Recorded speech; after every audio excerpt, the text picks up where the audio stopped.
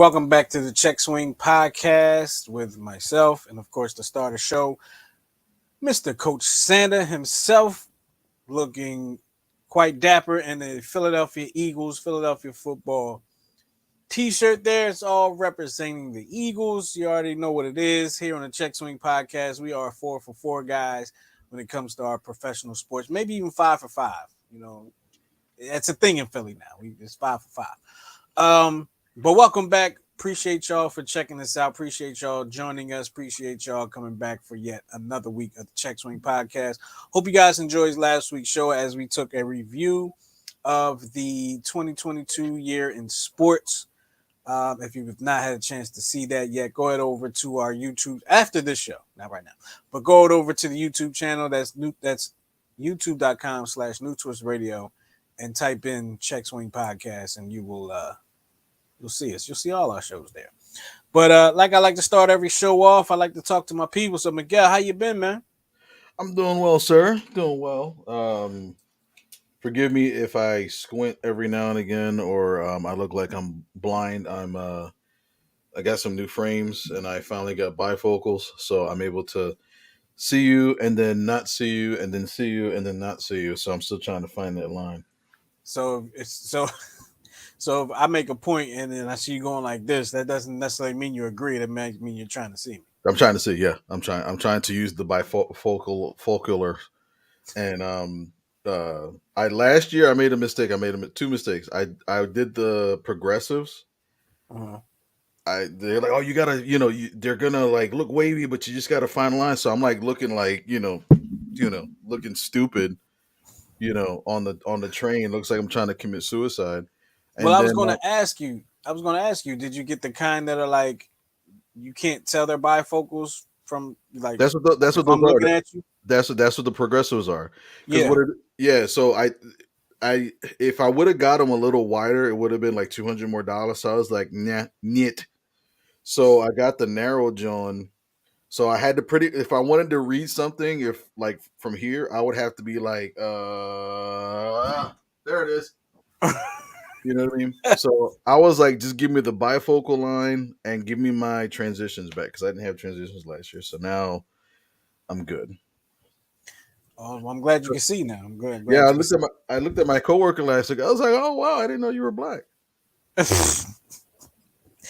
Hey, well, now you can see, and then you see why I have a face for radio.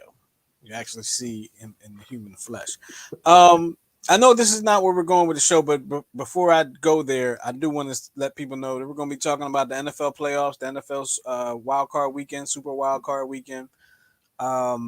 We will talk about that. A lot of great games. Man, those games are really good. Wasn't they, Miguel?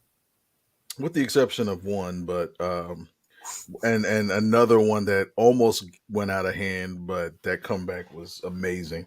The comeback was crazy. That's what made the game good, and we'll talk about that. Last night's game was.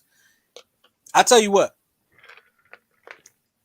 I want to say that no matter I want to believe that no matter what two teams were playing, I would have thought that game kind of sucked last night. And it might be my biasism, but we'll get to that. But I want to ask you a question, Miguel. Mm-hmm. What's your favorite movie, if you have one? Oh, see. I have them categorized. So Okay. I mean, since we're a sports show, do you want to go So let me sports ask you movie? this. Let me ask you this. Go for it. What are your categories when you have them categorized? Like, what are your categories? Sports, Uh huh. action, and everything else. What What's your favorite comedy movie? Hmm. Coming to America. Coming to America. Both, That's a good one. both of them actually. I actually really. I know the second Second one was one. really good too. I like the second one. I think because just when you thought it was going to get ratchet, it didn't, and I think that's why some people didn't like it. I personally like that movie. I thought it was pretty good. Let me ask you a question. If they took Coming to America and decided that they were going to remake the movie but under a different premise. Don't mean a sequel. I mean they're gonna remake the movie, different actors, but under like a different premise. Like maybe he's not the king of Zamunda, but maybe he's like a real, I don't know, maybe he's like the just a regular Zamunda kid. And then they kind of remake the movie that way. Like, would you be okay? Like, how would you feel about that? I think in a case like that, it would depend on who the actors are. To Hmm. be honest, because I think if you have like a remake, because that's all it is, nowadays, I'm wondering if it's because they're promoting the heck out of Night Court, the new Night Court. I do kind of want to watch that. Not going to lie. I don't. Um, I One of my don't. favorite movies, Miguel, if not my favoriteest movie. Which is, do you know what my favorite movie is? No. Okay, one of my favorite movies is being kind of remade in a sense. It's not a sequel. Actually, this movie had three sequels or two sequels, or maybe even three. I think the third one like kind of didn't count. The third sequel, not the third movie of the trilogy.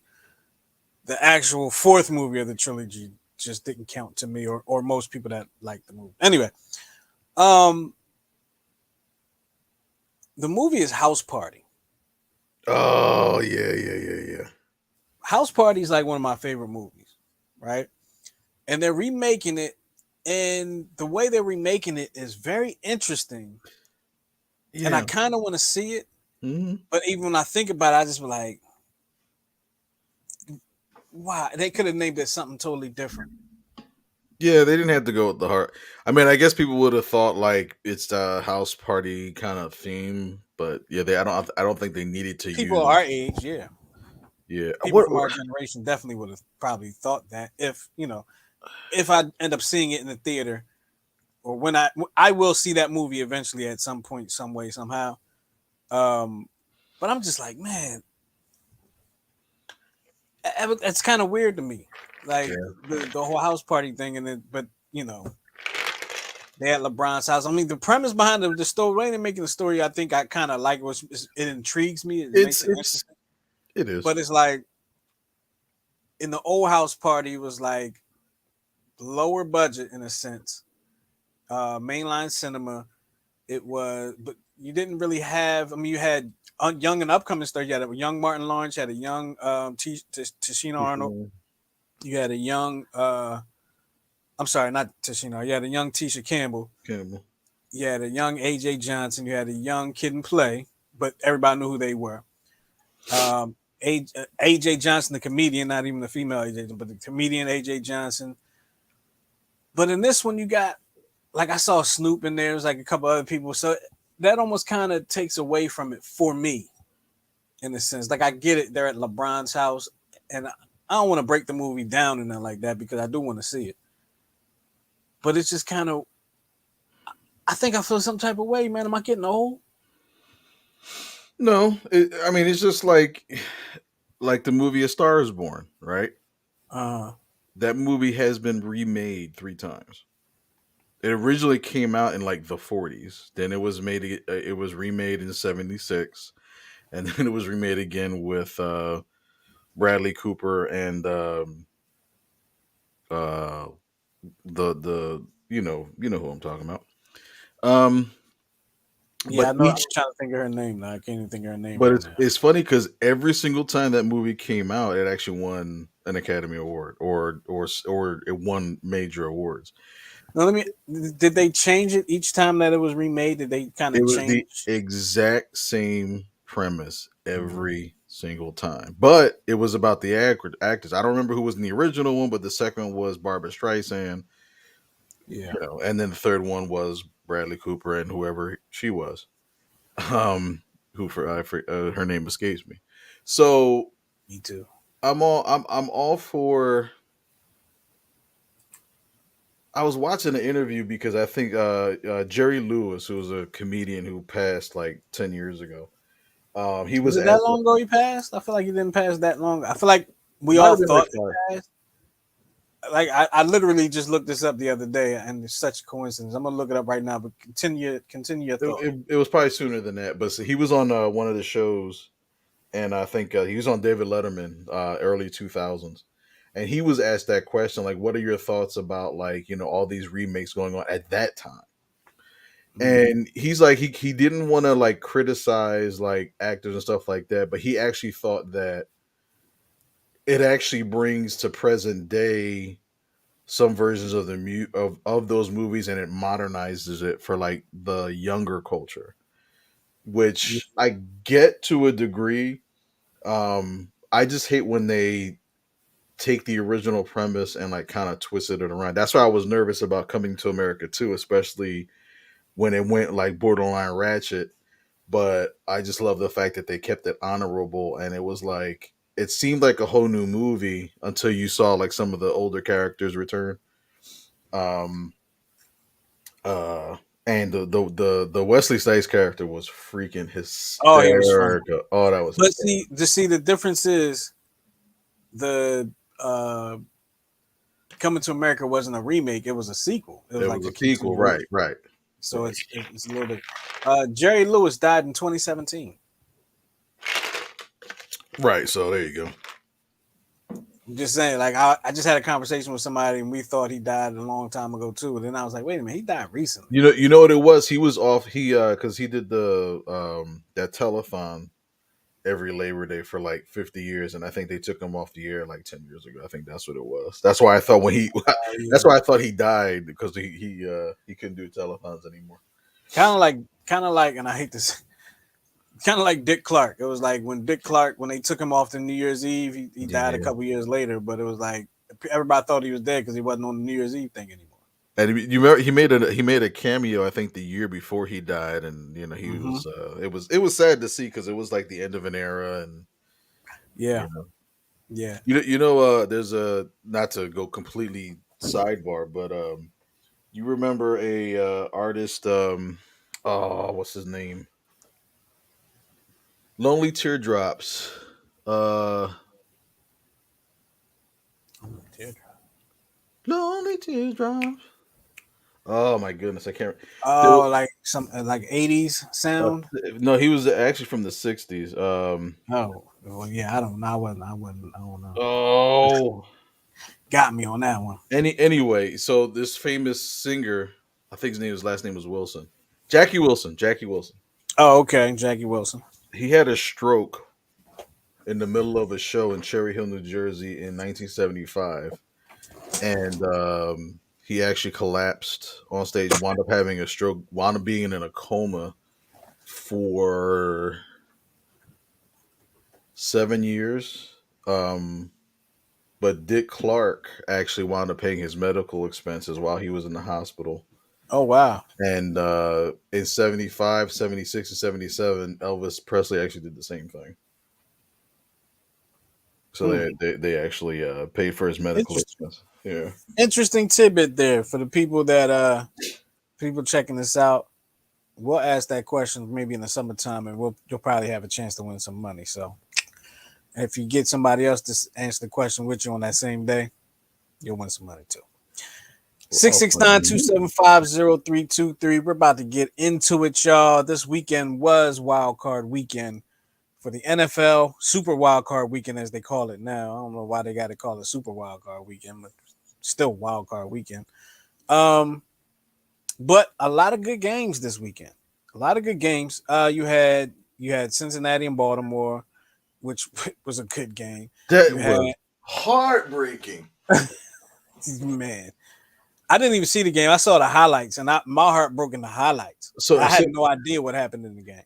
so I go ahead and intro. I'll get to You had the Cincinnati and Baltimore. You had Buffalo and Miami, which was a good game. You had the L.A. Chargers.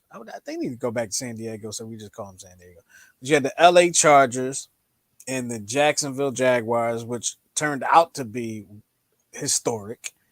You had the Giants and the Twin. Oh, excuse me, the Giants and the Vikings, and you had San Fran and Seattle. good game up until one turnover. Then it just went south. And you had the Cowboys and the Buccaneers, which honestly was it was a disappointment of a game. I should say. I shouldn't say the game stunk. It was a disappointment of a game because as much as I and most of the people that I know hate the Cowboys, you were kind of looking forward to it to be being a good game. You were looking forward to seeing Tom Brady be Tom Brady, and he just wasn't. But and did I miss any game? I feel like I missed one of the games there. No, you I think covered I them got all. them all. Yeah, you covered Got them them all. all. Yep. Okay. Yeah, I got them all. Okay, Yeah, cool. 6 games. 6 games. So Miguel, Sir. my friend, I must ask you, what was your favorite game from this weekend and why?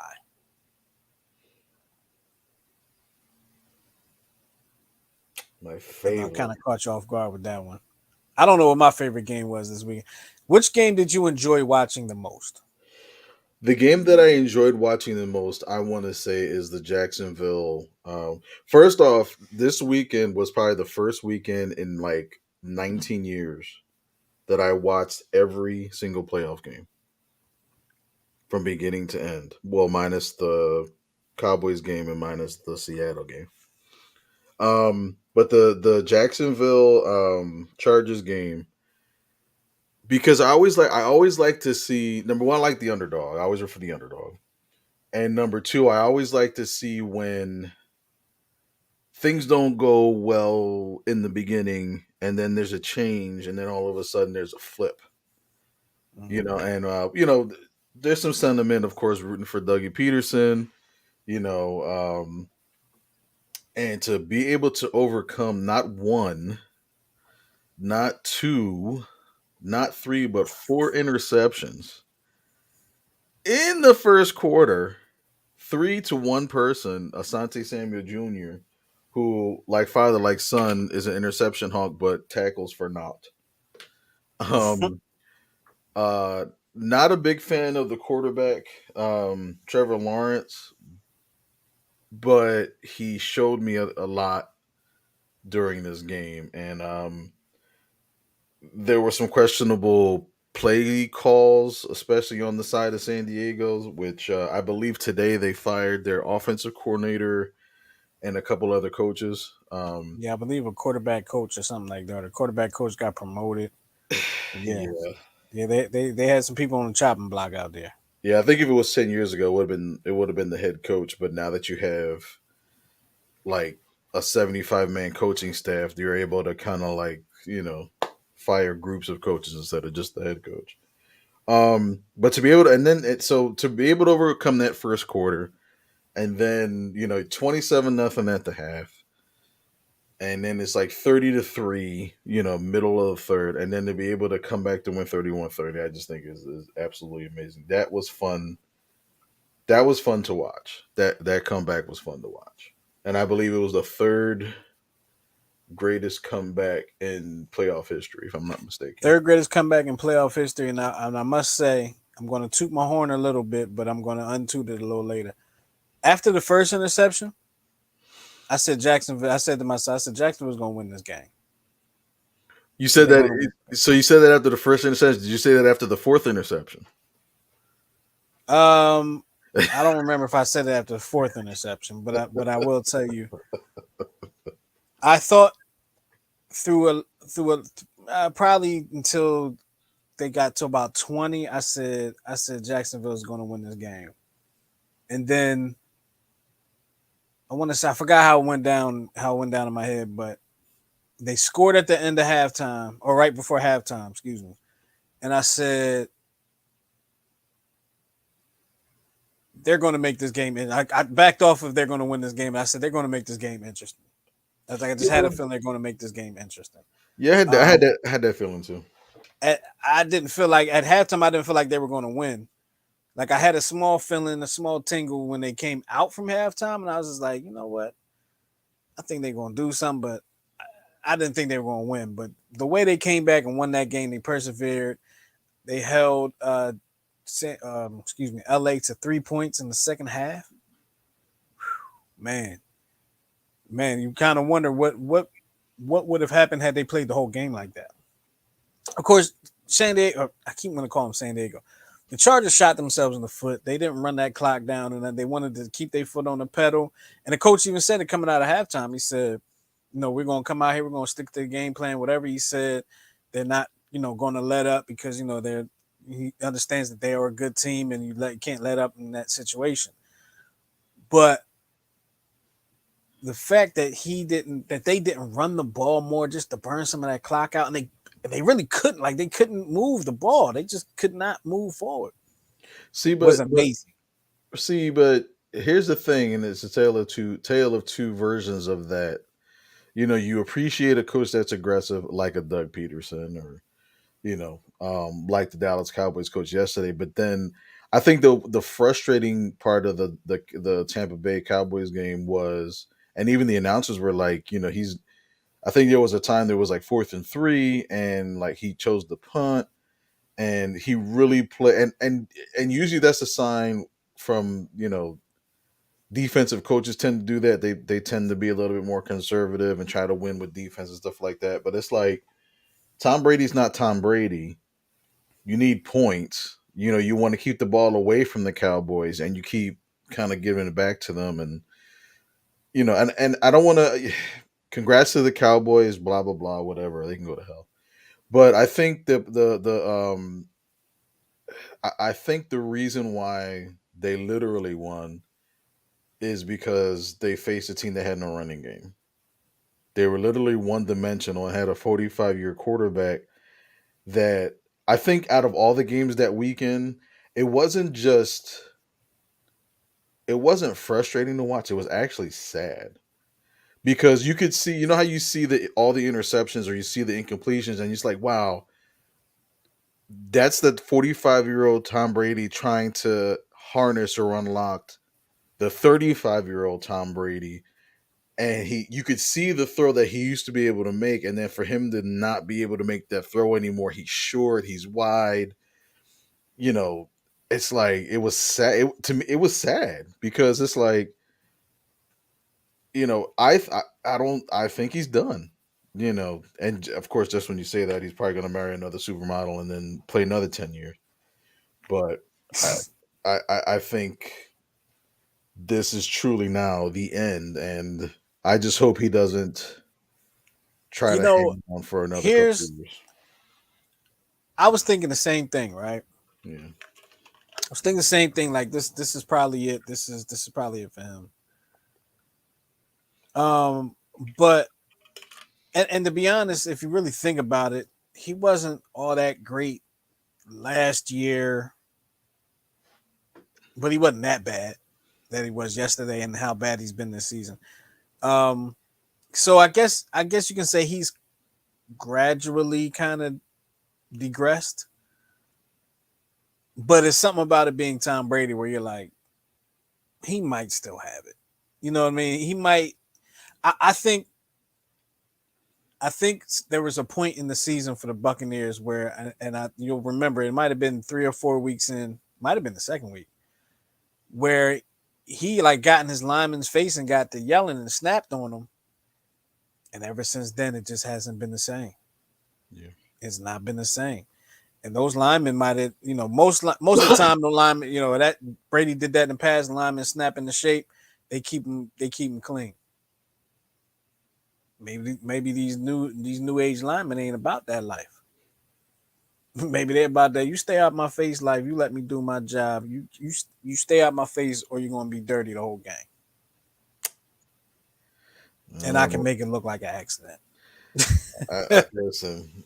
Maybe he tries to give it one more good go. He doesn't have to worry about In Tampa Bay, or the Raiders. No, I don't. Maybe Tampa Bay. Maybe he wants to, just give it one more go and try to start a season without the home issues that he had to deal with in the preseason, and then had to go away and then come back and then deal with the divorce midseason. Take the whole off season, be clear, fresh start. With a new supermodel, and then play that season. Does does San Francisco flirt with the idea of bringing Tom Brady home? No, Not at Espe- all. not at all. They have their own quarterback controversy right now with the three they have. Right. Not just that, but also too, they see what Tom Brady was in the playoffs, and I don't think they could. You would have to literally mortgage the future for 1 year of Tom Brady. I don't think they're willing to do that. Yeah. At least with Tampa Bay, I mean, they had no quarterback. Here, let me rearrange my question just a little bit. Does San Francisco flirt with the idea of Tom Brady if they lose this weekend? No, not at all. They shouldn't. No. Not at all. So who's their quarterback next year? Not Yes. that we care because we're not San Yeah. Francisco, but who's they have three quarterbacks there, Yeah, all which of means them. they don't have any quarterback. No, they have all of them. I mean, as long as they're all under contract, they they have them Yeah, all. they're under contract. What I'm saying is who is who will be the quarterback next year if they lose this weekend? I would think if Purdy wins the Super Bowl, Purdy's the quarterback if he looks good doing it, maybe. I mean, Garoppolo But took them to Foles the. wasn't the guy, you know. So Yeah, I mean, Garoppolo took them to the Super Bowl, and they were looking to trade him what, a day later, after they lost to Kansas City. yeah, yeah, I guess you're right. I don't get. I mean, I get it, but then I don't. It's like, that would be like trading. You know, that would have been like trading. I mean, we wound up trading Nick Foles eventually, only because of Carson Wentz, but that would have been like trading Nick Foles like the day after we won the Super Bowl. Yeah, yeah. But not starting your Super Bowl winning quarterback is almost the same thing. But that's different though, because he had, you know, it's like, all right, it's like, Montana and Young. Remember that whole transition, Hmm. and Montana was coming back after getting, killed in the playoffs by the Giants the year before, that shoulder injury, and and all of a sudden there's a quarterback controversy, but everybody with eyes knew that Montana was done. It's Young's time. It's just a matter of which way you want to go. Hmm. Um, but it's like everybody on San Francisco is almost the same, roughly the same age. They're like 2 or 3 years apart. So I think it's a good problem to have, Um, Probably, because probably. worst case, you trade one of them for a second, third round pick, and you set yourself up for the future. You just have to hope that the one that you pick is the one that. Who would be your quarterback? I love putting you on the spot. I love putting you on the spot. See, the only thing about Purdy is that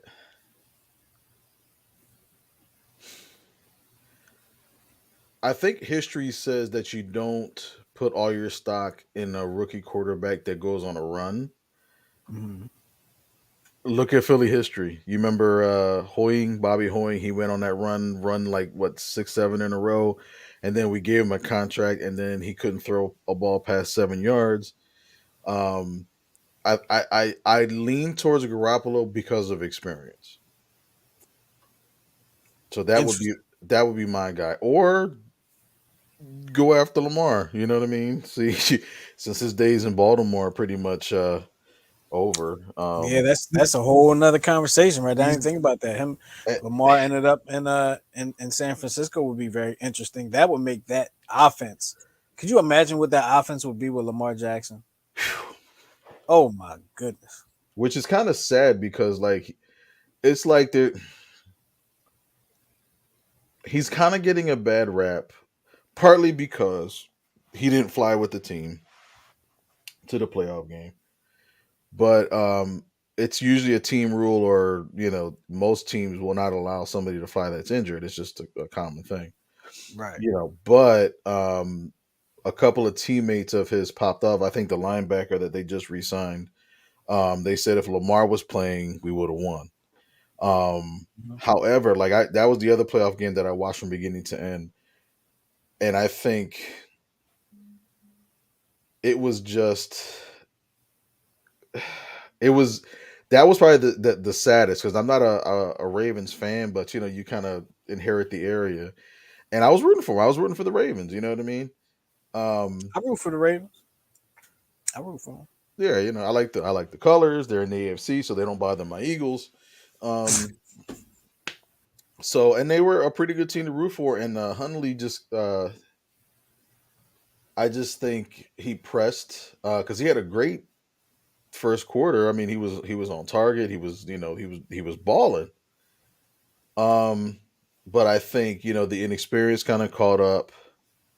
A couple injuries caught up with them.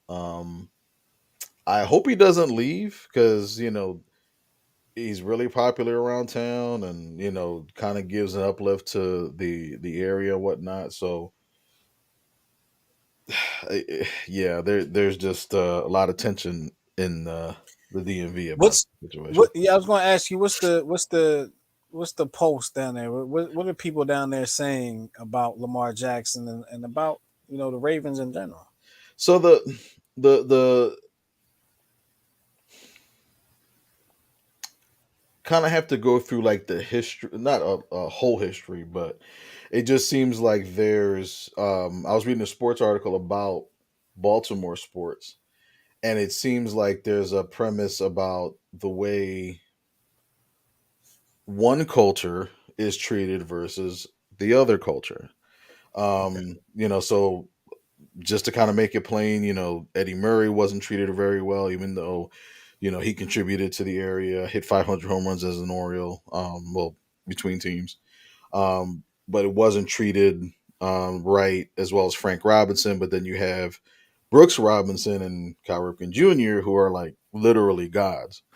And then you see what's written about Lamar Jackson in the paper, and it's well, why couldn't he fly with the team? Or is he really injured as he says? And because he flat out said, like, I tried to go, but like my knee is not stable. Like, I got to think about the rest of my career. And I think Robert Griffin, he actually chimed in, and he had a picture of himself. I think you remember when he was playing with his ACL, Putting the practically brakes on. retore it. Whoever, I can't remember who the head coach was at the time, but that coach ruined his career, and it's his fault. That whole It family was stuff. Shanahan, Mike Shanahan. Shanahan. Yep. And that was the time where the person that did the surgery, Andrews, he's the ACL king, hmm told him like he shouldn't be on the field, and they're like, well, our medical staff says he's good. And Robert Griffin showed a picture of himself re-tearing it in a game, and he's like, I I remember respect. watching that game when it happened.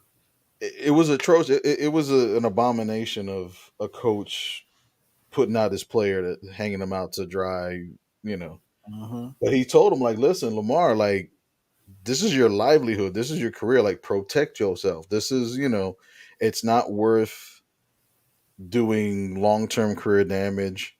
Right. But again, Right. it's almost like,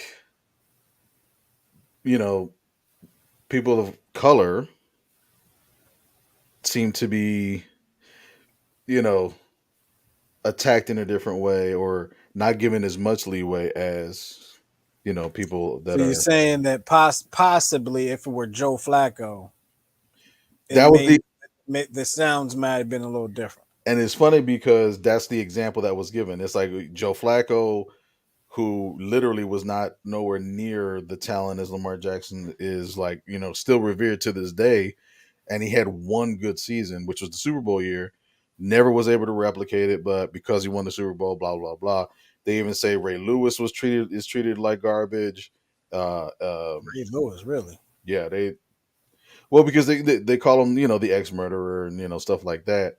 hmm Um, and I was even listening to a radio program where they were talking about this was before the Lamar Jackson injury, but they were talking about, I think, one of the tight ends. He was a rookie tight end, and how he kept practicing, and he kept saying, listing himself as day to day, but then he couldn't play. But then they started questioning, like, well, does he really have the heart? And if he doesn't have the heart, but then, you know what I mean? So they do that kind of compare and contrast, but it's so blatantly obvious, but they're just not saying it in an obvious way. I see what you're saying. You Well, know. that's something down there in Baltimore, man. That's one place I never really heard of that in Baltimore. I know a lot of people. I know a lot of fans down there and family, friends, and stuff like that in Baltimore. But I just never knew. I never knew that that came up because you don't really hear that in Philly, Right. right? Like you don't hear about that. People get treated different. We treat everybody the same. Yeah. We we You boo- play hard, we we'll are love you. equal opportunity booer. Yes. Absolutely. Like I was just watching earlier today. I was watching a I don't know if it's a documentary or what you would call it, but it was like a football life, a football Yeah. story, or Yeah. one of Yeah. them shows. It was about Ricky Waters. This is my first time seeing it, and they were talking about his personality and how that may have kept him from keep it might keep him from getting the recognition that he deserves to get, namely from like the Hall of Fame or something like that. And um, I was just thinking about it. They were talking about the for who for what situation, and in Philly, I really feel like it really doesn't matter your skin color. If you do that in Philly, we're going to get on you. We're going to get on you. Like had it been Dallas Goddard or Zach Ertz that did it, Zach Ertz sometimes was getting killed up here for some of this for not being able to block, Yeah. not being able to run block. You can't even have him on the field. He was getting killed out here for that.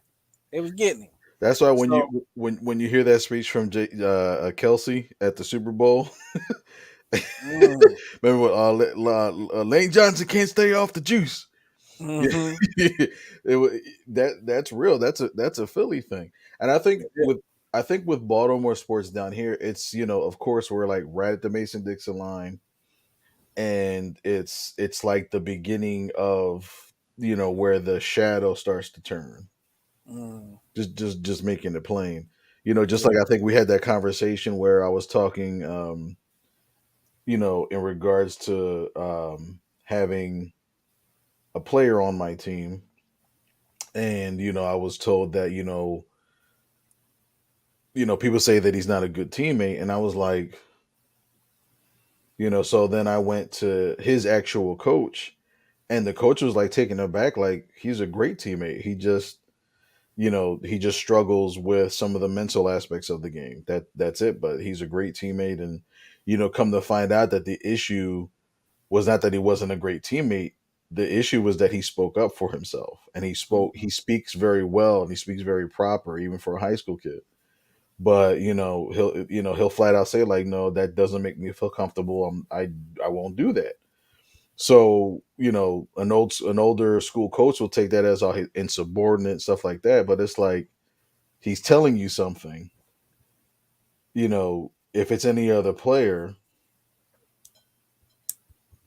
you know what I mean. So Yeah. it's like so. Yeah, it's a shame it has to be like that for certain people, a certain population. Um, but sports is not the only place where it's like that, right? You think about how they say it's like a woman has to work 10 times harder to get the same recognition a man gets in doing the same thing, um, and you have the workplace pay scale disparities and things like that. Um, so sports it's not isolated to sports. It's all throughout life, and I'm not even going to get. I'm not even going to get in. We can get into that on a whole different type of show. We going we gonna keep it moving because I just keep coming I off of saw Martin I Luther saw I King saw Day, the tick like coming off of Reverend Dr. Martin Luther King Jr. Day. I could have got into it, but what we're going to do is we're going to keep talking football, and of course we are Eagles fans here, so we're going to talk a little bit about the Eagles and their upcoming matchup, round three with the New York Giants. Round two was kind of a round two. I'm going to call round two a scrimmage. To be honest with you, that's just one we're going to go. It was like a scrimmage. I mean, the Giants didn't play their starters. The Eagles needed to play their starters. So, and they kind of struggled a little bit. Not really, but it's kind of like, No, I expected was you guys to look a whole lot better than you did, but you didn't. Um, yeah. what do you think, Miguel? Like, what are you thinking about this game? Here was what made me kind of taken aback by the Giants game.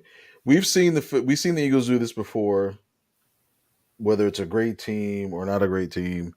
Slow starts, penalties, just kind of like missing off target and stuff like that. But this was different because they couldn't really put them away. I think it was more the Giants' inexperience versus the Eagles kind of winning that game. Mhm. Um, I'm really kind of nervous about Jalen's shoulder. Um, I'm wondering if it's more serious or if it's been re-aggravated because there were just certain throws and certain, I mean, I get, he was playing so to get that number one seed. Um, but even the history of the number one seed wasn't really worth it, to try to get ourselves in that position. I still feel like he he should have played though. I mean, if for nothing else to get reps, but the Yeah, whole game. because it would have been like 5 weeks. Let's Yeah, say we still beat the Giants. We'd have had the week off. He'd have been out for the last 3 games of the season. We'd have had a week off. You have him coming back in the fifth week to play in and a playoff game. in most cases, I would flat out agree with you. But it's his throwing shoulder that was injured, not his non-throwing shoulder. So that's what gives me kind of takes and who knows, he may go like 20 for 20, 400 yards and 6 touchdowns that'll make it all mute. I But sure hope so. sure hope so, yeah. But anything in regards to that, so it makes me wonder, if he goes down with an injury in a contract year, do you re-sign him or do you go out and get Lamar Jackson? I probably, as crazy as I feel saying, I probably don't go after Lamar Jackson. Right. We're talking about a knee with him.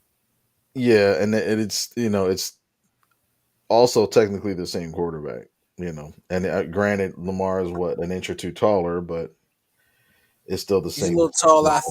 I feel like Jalen Hurts might be a little stronger.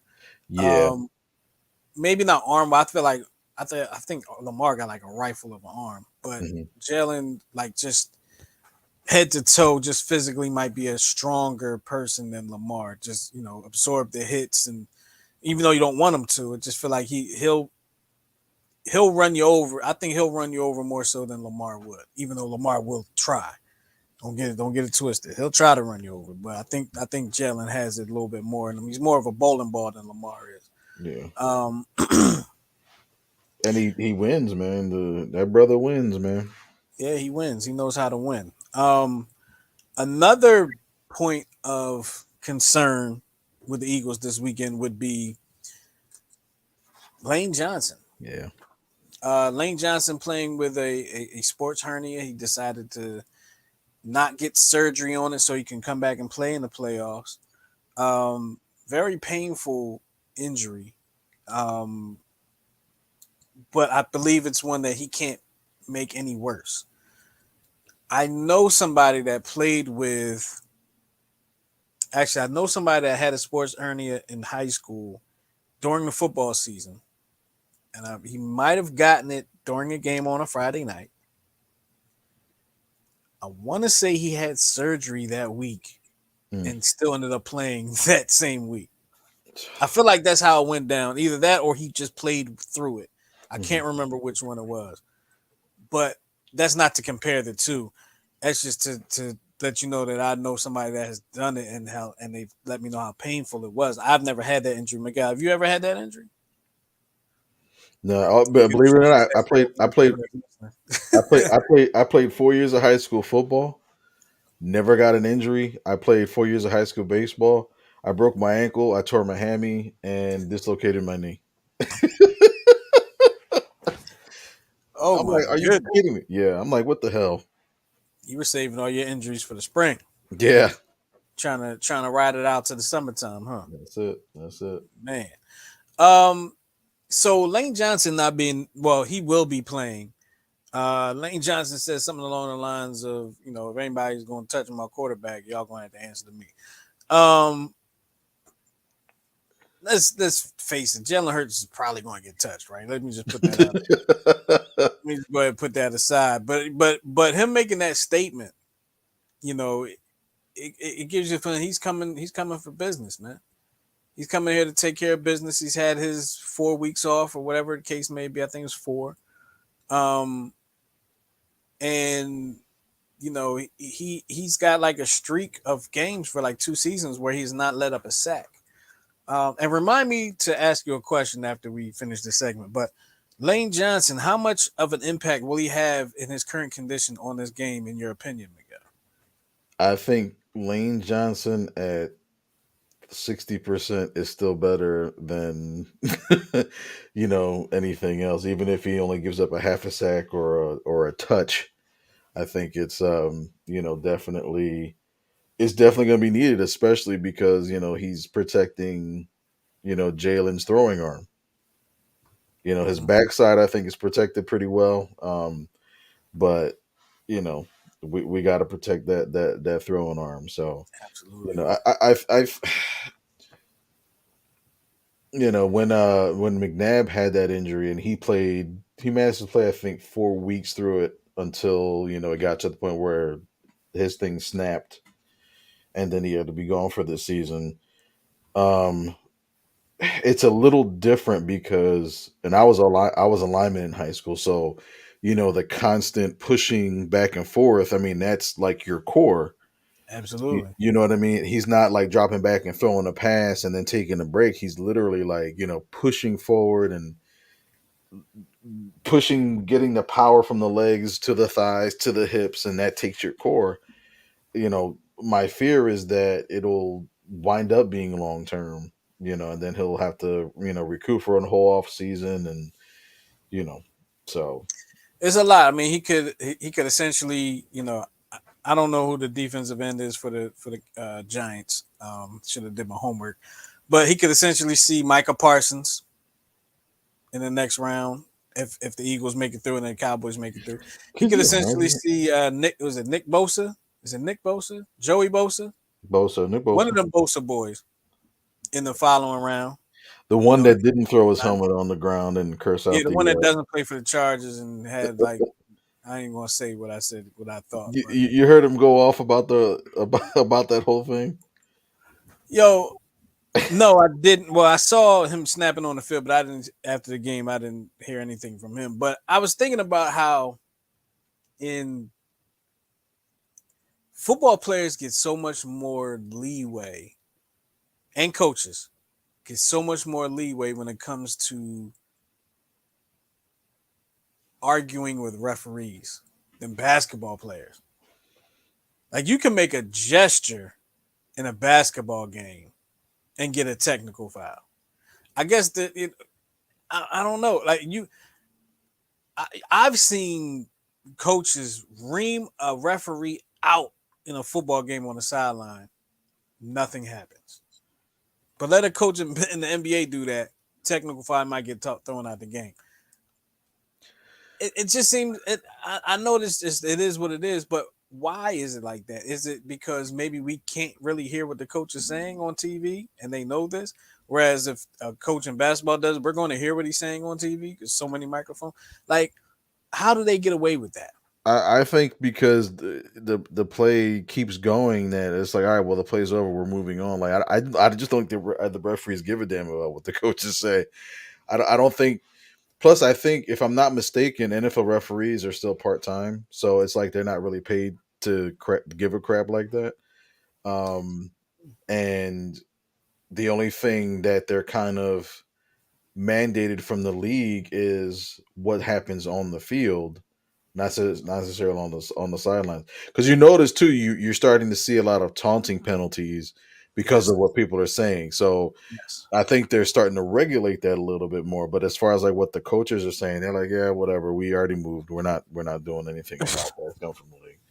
So And I guess they got to get all their argument out within 40 seconds because the next play is going to be coming up. exactly.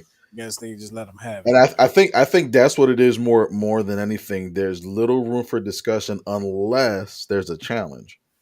That's where you can have like the negotiation and stuff like that. But if it's like a judgment call by the referee, I just go ahead. He doesn't, he's gonna be fired in a week. So you know what I mean. So that's pretty much the way the referees kind of take it. I, I told you to remind me to ask you a question, and I Oh, remembered on my remind me. own. Ask the question that you said you told me to remind you. I remembered on my own, so I'm proud of myself.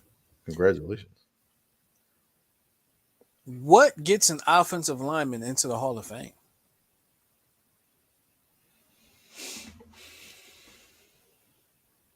Obviously, they can't be. You got to keep your quarterback clean for the most Right. part. And Pancake blocks. I don't know.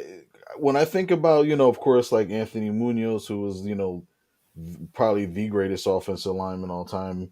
Then you have, John Runyon. So it's like when you think about those guys, you think about just them I think Kelsey's going to the Hall of Fame because he's undersized, but you see him on the screenplays and he's like 50 yards down the field throwing, blocks to the free safety and stuff like that. But I believe now too with analytics, there are stats that offensive linemen can be measured by, Mm. especially like how many touches of the QB, how many sacks they give up is like I think the obvious one. Um, how many I believe there's a block a successful block stat. We can delve into that. Um, Because remember, even like the sack, it's only been around since 1981, so that's still fairly a new, not new, but it So there's hasn't been probably around. some linemen from the '60s and '70s that deserve to be in the Hall of Fame that aren't there because they didn't give up sacks. Right. I mean, they were called Possible. tackles, something. Yeah, but um, but yeah, I think if you hear of they always say you don't want to hear about an offensive lineman in a game because that usually means that penalties have been thrown. Mm. um, but when you hear, like for instance, yesterday, Dak Prescott, you kept hearing he's not even getting touched. He's dropping back and he has all day to throw. If you start hearing that over the course of time, then you start to see like, all right, I always think about the Dallas Cowboys line in the '90s, the Super Bowl years, and how you had Tuane, you had Eric Williams, you had Mark Stepnoski, and it's like I can't. I don't mean to cut you. I used to tell people like, they were a great offensive line because you knew the entire offensive The line high, name, yep. and that wasn't even your team. Now reverse that and go to the Detroit Lions and Barry Sanders. You can't name one offensive line. The only person in Phillies history that you can name as an opposing lineman is Lomas Brown, because you remember he was the one that predicted Lomas that Brown. they would beat the Eagles in that playoff game in '95, and they got walloped like 58-20. I remember Um, Lomas Brown. Rodney Pete going deep with the Hail Mary at the half. But but They yeah. they crushed the Detroit Tigers, and I remember that. That was amazing. Barry So here's Sanders, Herman Moore, Herman Moore, Scott Mitchell. Scott Mitchell was the quarterback. Yeah. He was Yeah, a big dude too. He was like 6'7", 280. he was on The Biggest Loser or something like that.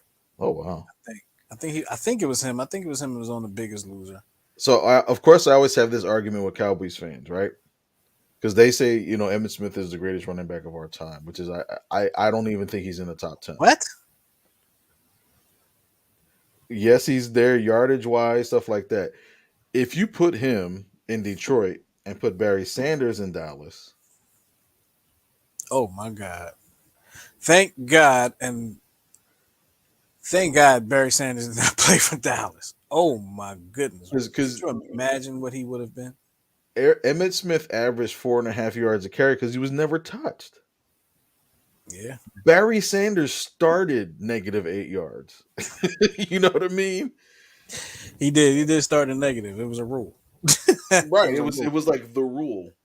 He had to start But with a negative. but Are you stumping me today, Miguel? you know what, my friend? I am. Oh no, because I had a I got a question for you today. Do you now? And while you get that together, I will ask the question. Are you ready?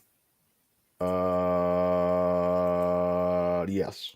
I'm pretty sure that you're going to get this, but who was the first? Let me just make sure I'm reading this right. Who was the first major? I feel like this is wrong, but I'm going to ask it anyway. Who's the first major league player to pitch a ball over 100 miles per hour? The first ever? The first one, yeah.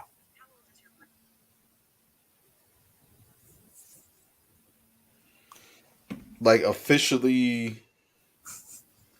All the question said was who was the first major league player to pitch the ball over 100 miles per hour? It's a stupid question. It's poorly worded. I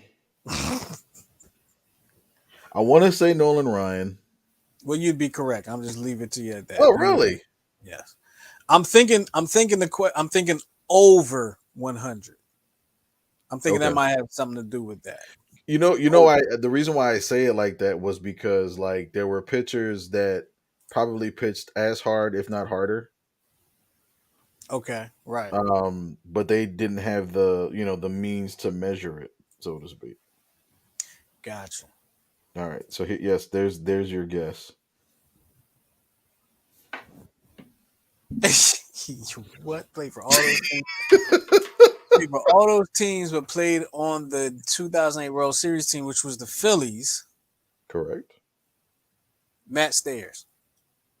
I hate you.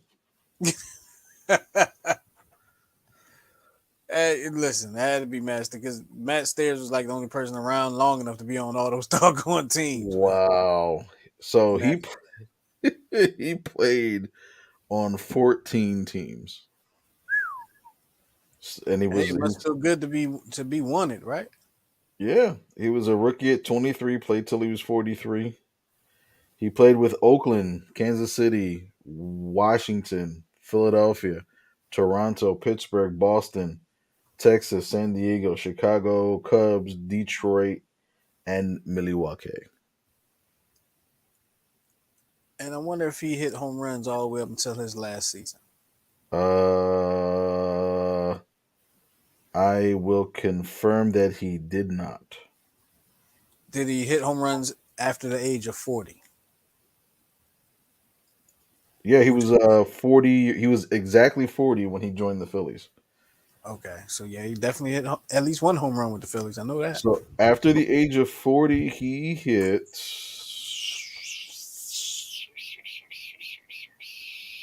22 home runs.